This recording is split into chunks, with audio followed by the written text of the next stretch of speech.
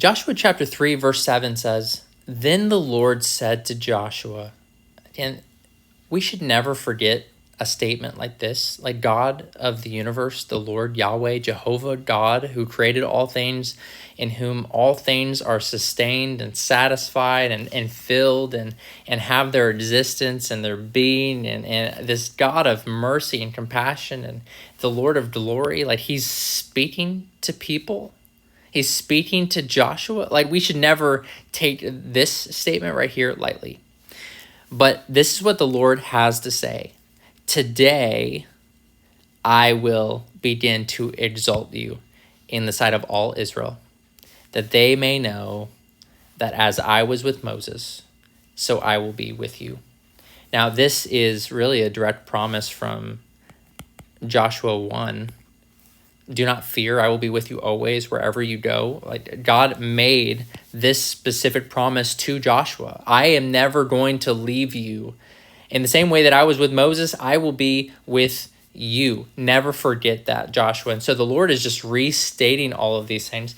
But he says, today I will begin to exalt you in the sight of all Israel. I'm going to raise you up in the eyes of my people. Now, there were probably, I mean, if Israel truly was about 2 million or so people, maybe a little more, maybe a little less, but if they were that large, you have to imagine that there were some people in the nation of Israel that potentially thought that, someone else would make a better leader. Why is it that Joshua was commissioned after Moses and not somebody else? Well, I want you to see it. Today I will begin to exalt you in the sight of all Israel.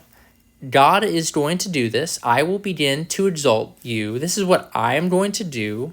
I'm going to do it in the sight of all Israel, that they may know that as I was with Moses, so I will be with you. Look, God is going to do this so that all of Israel knows, Joshua, you are my chosen leader. You are the man that I have commissioned for this specific task. And no one in Israel will be able to doubt that, because just in the same way that I was with Moses and I exercised my power and my authority over all of creation and over all of these people and over the other peoples of the world, so I will do with you. I will be with you in the exact same way.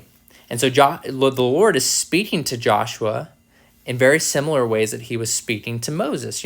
So God is just fulfilling his promises that he has made to Joshua and to the people of Israel here. And God is the one who exalts people. In James chapter 4, James 4, verse 10, it says, "Humble yourselves before the Lord, and he will exalt you." You and I should never exalt ourselves, because if we do, God is going to humble us. But if we humble ourselves before the Lord, if we trust in God that he is going to fight our battles, he is going to fulfill his promises, he's going to be faithful as always. If we trust in the Lord like Joshua trusted in the Lord, then he will exalt us in the sight of others. And so let our trust and our confidence always be in Yahweh, always be in Jehovah, because he's worthy. He deserves our trust. He deserves our devotion. He's never gone back on his word.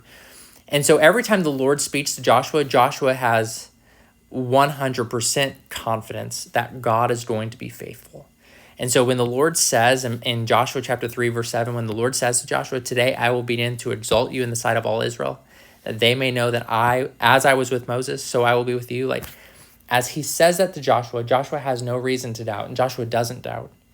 And so this is Joshua chapter 3, verse 7. It's the beginning of when God is really going to begin exalting Joshua in the eyes of the people. I mean, because this is the day in which God is going to take the Jordan River and he's going to part the water, literally create a divine dam, hold the water back, and all of the people are going to cross over. I mean, that is a Red Sea moment in which God is going to begin to exalt Joshua as the commissioned leader of Israel.